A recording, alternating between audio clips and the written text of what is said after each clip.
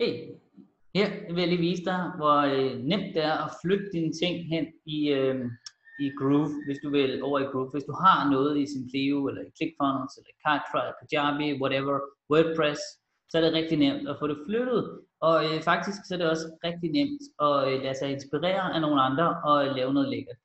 Så lad mig lige prøve at vise dig, hvordan du kan lynhurtigt med få klik få det helt sat op, uden du er en designer, uden du skal kunne kode, uden du skal kunne ret meget faktisk. Det du gør, det er, at du finder en side, du synes godt om. Grunden til, at jeg rigtig godt kan lide faktisk ClickFunnels, er, at jeg kan her gå ind på en eller anden side, og nu kan jeg se, at det her det er en ClickFunnels side. Hvordan kan du se det? Det kan jeg se, hvis jeg kigger på koden. Jeg kan også se det, fordi at jeg kan se her, den her funnelbot, den siger, at det er en ClickFunnels side. Det her op, det er en ekstra service, jeg køber til min ClickFunnels konto. Og så kan jeg gå ind og tyvstjæle en anden side. Det her, det er, og når jeg siger tyvstjæle, så er det designet. Teksten her, den er copyrighted. Billederne her er copyrighted. Rasmus Lindgren sælger rigtig meget til rigtig mange, 6.000 kunder. Han har solgt for over 10 millioner. Han bruger Simplio til at sende, han bruger ClickFunnels til at lave hans salgssider, og alle mulige andre services, og Webinar Jam til webinars. Groove har det hele, så du samler det hele, eller kommer til at have det hele, hvis I ikke har det. Men den her side, det er som sagt en ClickFunnels side, og jeg kunne som sagt rigtig godt lide ClickFunnels, fordi det jeg kan gøre her, hvis vi er enige om, at det her det er en rigtig fin side, så kan jeg jo sige, lad mig blive inspireret af det. Og igen, jeg stjæler ikke indholdet, jeg stjæler designet. Jeg stjæler ikke billederne, jeg stjæler ikke teksten, jeg laver det om, og jeg kan rykke rundt på det, men det er noget hurtigere, end hvis jeg skulle gøre det hele forfra selv. Så jeg behøver ikke kun ClickFunnels, fordi jeg kan bare gå ind her og sige, upti, kopiere den her, copy it. Så går jeg nu ind i min ClickFunnels. Den kan jeg bare kraftigt inspireret. En ny side, jeg laver i ClickFunnels.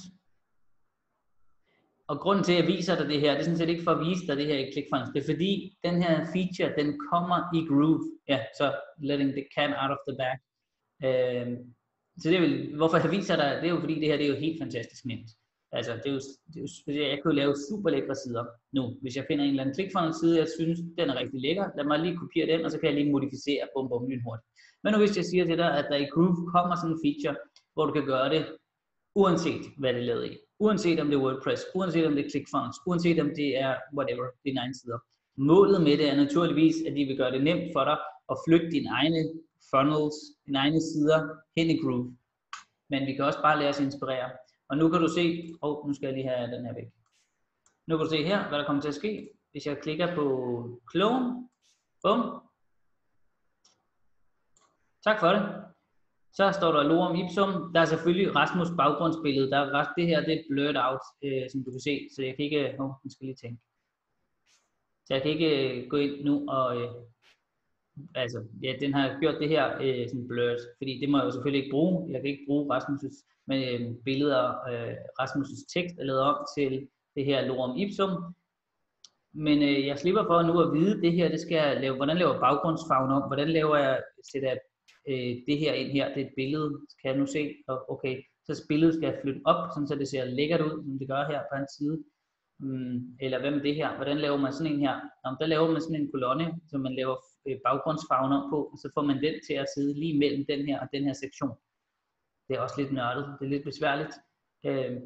Det behøver jeg ikke.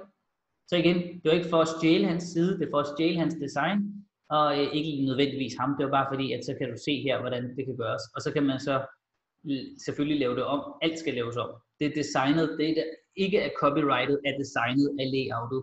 Det er aldrig copyrightet på en side. Teksten, billederne, de er, eller kan være. Så lad være med at stjæle det. Og det er også derfor, der står lorem ipsum, som sagt. Så det vil lige sige, det er ikke for at stjæle, det er for at stjæle designet, for at gøre det nemt.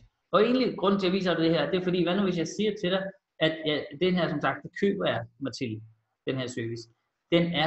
Den kommer, hvis den ikke er der, standard i Groove. Så du kan gøre det. Så du slipper for nu at skulle være en designer, du slipper for at skulle, kunne ret meget, hvad jeg vil sige. Du kan bare finde en eller anden side i USA, og så finder du den design, og så laver du teksten om, og så ser de aldrig, at du har. Men igen, uanset om der er nogen, der måtte se det her, hvis jeg lavede den her om, der er ikke nogen, der kan sige noget til det. For det er jo min tekst, det er jo bare designet, jeg har taget. Og billederne skal jeg selvfølgelig også sørge for at lave om.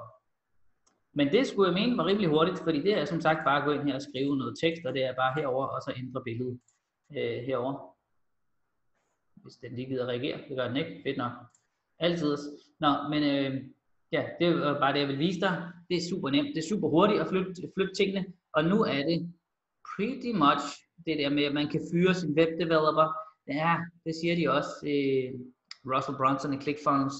Men er det rigtigt? Er det ikke lidt snørtet? Er det ikke lidt svært at få den til at se lidt lækkert ud? Det er det her.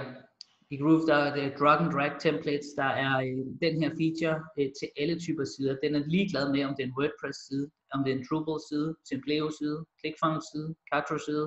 Den går ind og kigger på koden, på strukturen, og så laver den en kopi af den. Det er fandme smart. Ja, så det kunne være en idé, tænker jeg. Og kigge lidt nærmere på det.